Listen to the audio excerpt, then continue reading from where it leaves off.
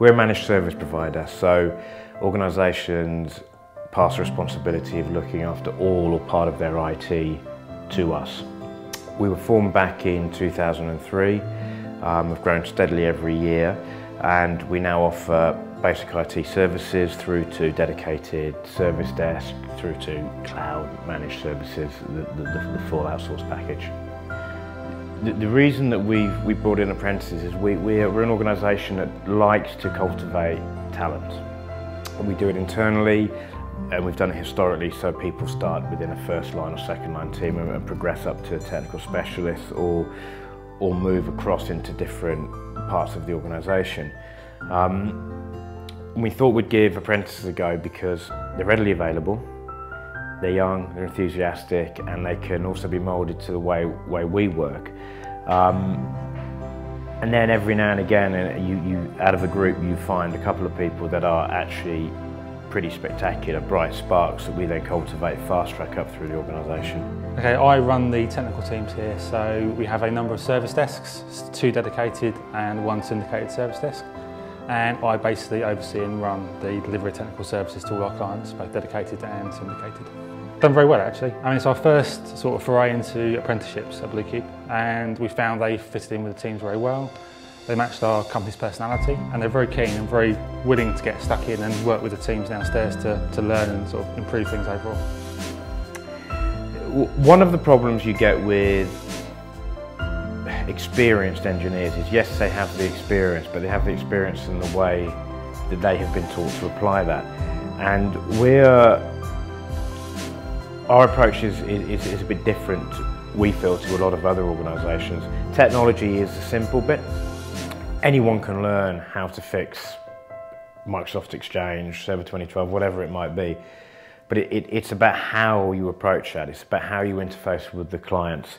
It's about the importance of customer service that really makes a difference between a good and an excellent service.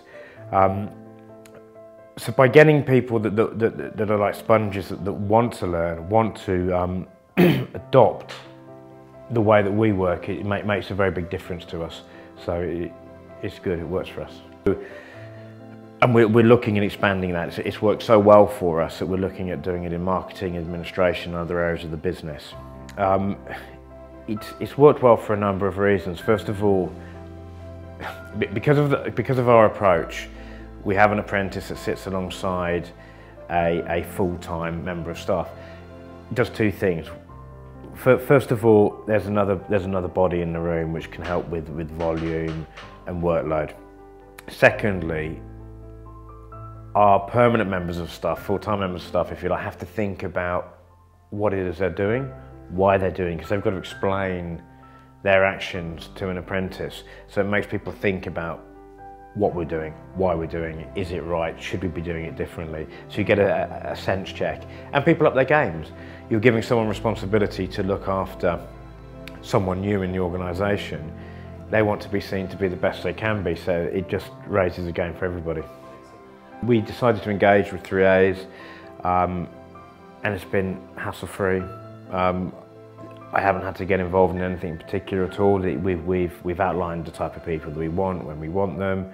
3As work with us to define the pay rate, because we're doing some unusual things like the 24/7 service. So we work with 3As to find the right salary range for that, which has worked perfectly, and there's been no issues at all. I mean, basically we've got everything that we've wanted out of it. I would recommend them because it gives you access to a new set of resources that you wouldn't traditionally go and seek. So traditionally we wouldn't go and employ 18-year-olds to come and sit with our support desk and deliver what is a very important service to our clients.